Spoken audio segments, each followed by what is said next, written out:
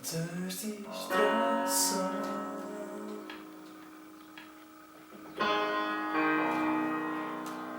Afastam-te de ti.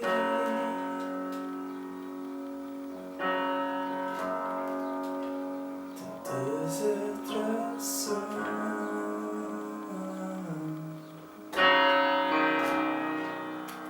me puxam para trás,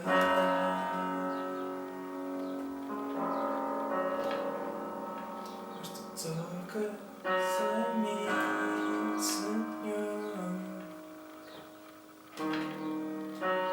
Me chamas de amigo e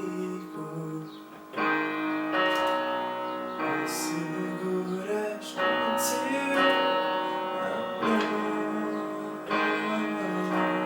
e seguras contigo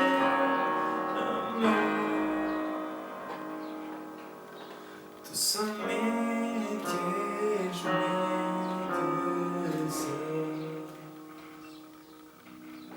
Só em ti encontro paz. Tu somente és medicina, Senhor. Só em ti eu sou feliz.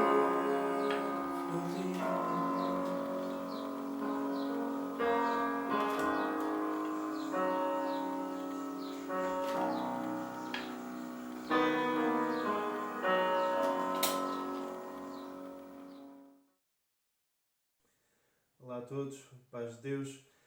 Hoje gostava de deixar com vocês um pequeno texto, os versículos do livro de Isaías, que eu há pouco tempo tive a oportunidade de refletir sobre eles no outro contexto, mas acho que se aplicam muito bem ao contexto em que nós vivemos hoje em dia.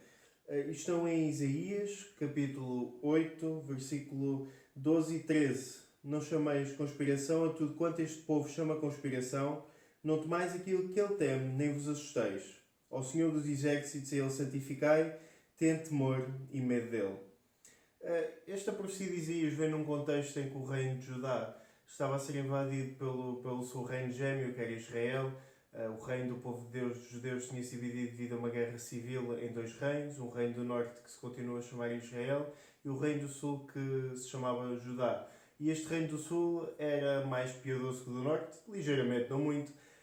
E ele estava numa altura em que o reino do norte estava pronto a invadi-lo, juntamente com um aliado, o reino de Sírio. E neste contexto, Judá estava com medo. Naturalmente, Judá era mais fraco individualmente que qualquer um destes dois seus vizinhos.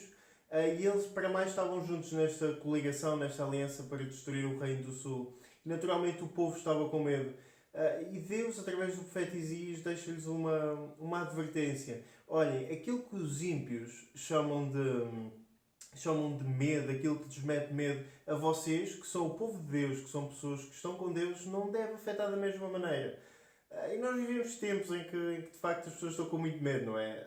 Estamos no meio de uma pandemia, a gente não sabe o dia da manhã, não sabemos quanto tempo é que vai durar o estado atual que o nosso país está, que o nosso planeta está. São tempos de medo. Mas aqui Deus deixa-nos através da sua mensagem expor uma advertência. De facto, a única coisa que a gente deve ter medo, no fundo, é de Deus. E depois Isaías vai continuar a falar e vai falar acerca, tanto antes como depois, de um eventual castigo que Deus vai trazer sobre Judá. Mas o que Deus quer ficar, olha, não tenham medo dos inimigos externos, não tenham medo dos adversários militares, não tenham medo das coisas que as pessoas normalmente têm medo. Aquilo que nós devemos ter medo enquanto povo de Deus é só de Deus. É só Deus que nós devemos temer, é só Deus que nos deve inspirar medo. E mesmo assim este Deus grande, poderoso, justo, que só nos tinha que inspirar medo no fundo, é um Deus que nos trata com amor, é um Deus que nos trata como Pai. E este medo, este temor que Ele nos desafia até dele é no fundo um temor e um respeito que nós devemos ter pelo um Pai. E Ele é o nosso Pai. Então neste tempo nós devemos e queremos dar exemplo a mostrar que o nosso verdadeiro temor não está contra um vírus, contra uma doença. O nosso verdadeiro temor é a Deus. É com essa esperança que vivemos, sabendo que quer morramos, quer vivamos, a glória é para Ele e nós estamos cá para Ele. Para além desta passagem, eu queria aproveitar esta altura em que estamos mais isolados em casa e deixar duas recomendações de livros, ou não fosse eu, o David Miranda. Dois autores portugueses que se podem adquirir facilmente online. O primeiro livro que eu gostava de recomendar era Na Dimensão do Espírito, do pastor Luís Reis, que dispensa apresentações. É um livro que trata do Espírito Santo, o papel dele na nossa vida, e é uma boa leitura, uma leitura teológica, uma leitura que nos pode fortalecer na doutrina de Deus, de um homem que tem amplo conhecimento na área, quer prática, quer a nível académico, e pode ser uma excelente maneira de passarmos o nosso tempo e no fundo, fortificarmos o nosso relacionamento com Deus. Um segundo livro que eu gostava de recomendar, que é um livro de edição secular, é mais facilmente adquirido, é o Milagres no Coração, do pastor Tiago Cavaco, um pastor batista da zona da Grande Lisboa.